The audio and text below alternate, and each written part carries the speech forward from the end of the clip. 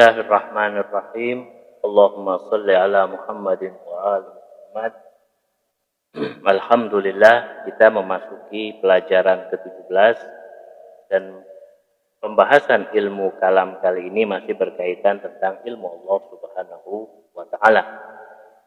Di dalam kitab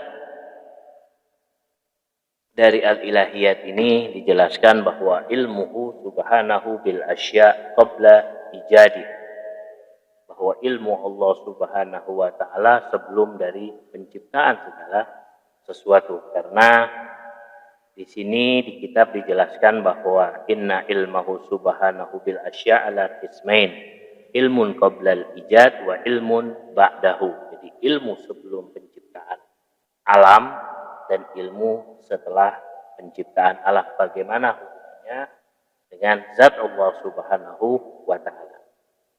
Nah, di sini yang pertama yang harus kita bahas adalah al-ilmu bis sababiyah, ilmun bil musabbab. Jadi sebuah hukum kausalitas atau hukum sebab dari akibat. Karena segala sesuatu yang ada di alam materi pasti terikat dengan hukum dari kausalitas atau sebab dan akibat. Di sini innal ilma bis sabab bima huwa sababun ilmun bil musabbab. Jadi kalau kita kaitkan dengan zat Allah Subhanahu wa taala, bahwa ilmu Allah dengan sebab, ilmu Allah dengan musabbab atau akibat itu sendiri. Berbeda dengan ilmu kita atau ilmu makhluk manusia, bahwa ketika kita mengetahui sebab belum tentu kita mengetahui akibatnya. Kita harus mencari akibatnya.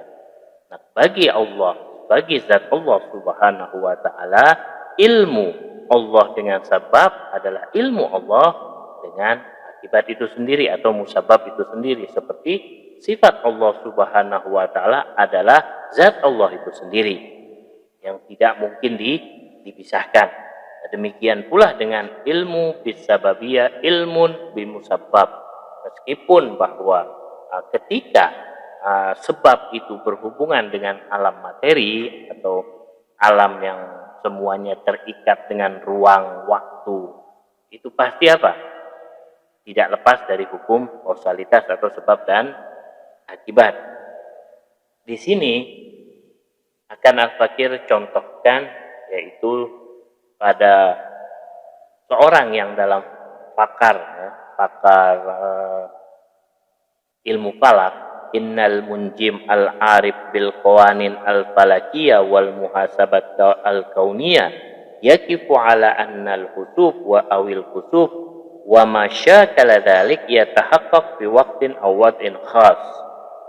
Jadi bahwa seorang yang pakar dalam ilmu falak, nah dia akan bisa merinci kapan akan terjadinya gerhana matahari atau gerhana bulan dengan hitungan-hitungan atau hisab-hisabnya dia. Di waktu ini atau di tahun ini, jam ini akan terjadi gerhana bulan atau gerhana matahari. Nah, orang yang dalam mahir atau alim dalam ilmu falak akan mengetahui hal-hal seperti ini. Dan pengetahuan dia itu bukan pengetahuan yang bersifat tiba-tiba, tidak, tapi ada hitungan-hitungan atau ada ilmunya. Demikian pula misalkan seorang yang inna tabib al-arif bi halatin nabat bi anwa'i wa ahwalil qalab wa awda'i yaqdir alla anna tanabbu bima sayusib al-marid bi mustaqbal ayami wa laysa hadzal ilm illa min jihati ilmihi bil illa min haitsu hiya illa. Jadi bahwa seorang dokter yang mahir, yang dia sudah spesialis di dalam ilmu jantung atau yang lainnya, maka dia akan mampu menebak atau memperkirakan bahwa orang yang sakit jantung ini umurnya hanya tinggal sekian bulan atau sekian tahun saja. Dengan apa? Dengan hitungan-hitungan dia atau dengan ilmu kedokteran yang dia miliki. Nah, pengetahuan di seorang dokter ini bukanlah pengetahuan yang datang tiba-tiba atau kebetulan, tidak. Tapi ada sebab-sebabnya. Melalui sebab-sebabnya lalu muncullah akibat. Demikian pula dengan seorang yang pakar di dalam ilmu falak, dia mengetahui sebab-sebabnya, lalu akan terjadilah gerhana matahari atau bulan dengan apa? Akibatnya seperti ini, seperti ini. Demikian pula, misalkan ada seorang inna saydali al-arif bi khususiyatis sam idza syaribahu bi insan yukhbir annahu sayaqdi ala hayati syarif bi muddah muayyan. Seorang apoteker yang ahli di dalam obat, dia dengan pengetahuannya akan mengetahui bahwa racun jenis ini kalau atau seandainya diminum oleh seseorang, maka seseorang itu dalam hitungan menit atau detik akan mati. Nah, pengetahuan yang dimiliki dia bukanlah pengetahuan yang bersifat kebetulan, tapi dia memiliki sebab-sebab atau ilmu-ilmu sehingga akan menghasilkan sebuah akibat atau kematian dari meminum racun. Nah, itu semua adalah yang berkaitan dengan sebab dan akibat yang berhubungan dengan makhluk, bahwa makhluk atau kita ini tidak lepas dari hukum sebab dan akibat. Idza arafta hadhil amsila naqul innal alam bi ajma'ihi ma'lulun li wujudihi subhanahu wa laisa lahu illatan illa dzatahu subhanahu. Jadi bahwa dari contoh yang tadi, alam dengan isinya ini semuanya pasti ada sebabnya, ada penyebabnya, yaitu penyebabnya adalah keberadaan dari pencipta. Siapa penciptanya? Yaitu zat Allah Subhanahu wa taala. Fal ilmu bidzat ilmun bil haitsiyah. Jadi kalau kita mengetahui zat Allah Subhanahu wa taala, maka kita mengetahui sebab akan keberadaan alam atau mengetahui ilmu dari sebab wujudnya alam ini. Kama arafta dalailu ilmun bi haitsiyah allati sadara minha al-kaun bi ajma'i wal ilmu bitil kal haitsiyah yulazim al ilmu bil ma'lul. Jadi ilmu kita itu dengan sebab akan melazimkan di situ adanya akibat. Tidak mungkin ada sebab tapi tidak ada akibat. Di sini misalkan kita contohkan yang lain yang berhubungan dengan sebab dan akibat. Misalkan idza balagat darajah hararatul ma', misalkan panasnya air itu akan mendidih kalau dia sudah sampai 100 derajat.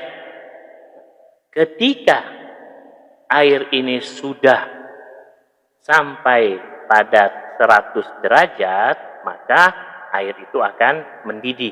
Nah, didihan atau gulyan, mendidihnya air itu adalah akibat dari panasnya air yang mencapai 100 derajat. Fal khususiyat itu adalah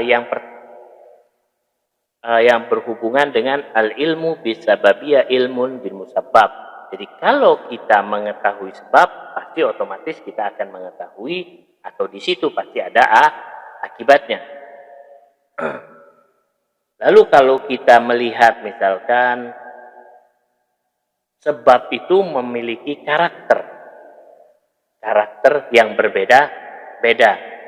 Misalkan di sini illiyatu syai' li syai' ibaratun an kaunihi mustamilan ala khususiyat taqtadi sudurul ma'lul anhu wa tujibu ijaban qat'iyan wujudul ma'lul fil kharij bihait laulatil kal khususiyah lama tahaqqaqul ma'lul. Jadi bahwa kehususiatan dari setiap sebab dan akibat itu memiliki kriteria masing-masing atau sifat yang berbeda-beda. Misalkan fal khususiyah al mawjudah finnar al-mujabalil hararah. Kehususiatan yang ada pada api itu adalah panas.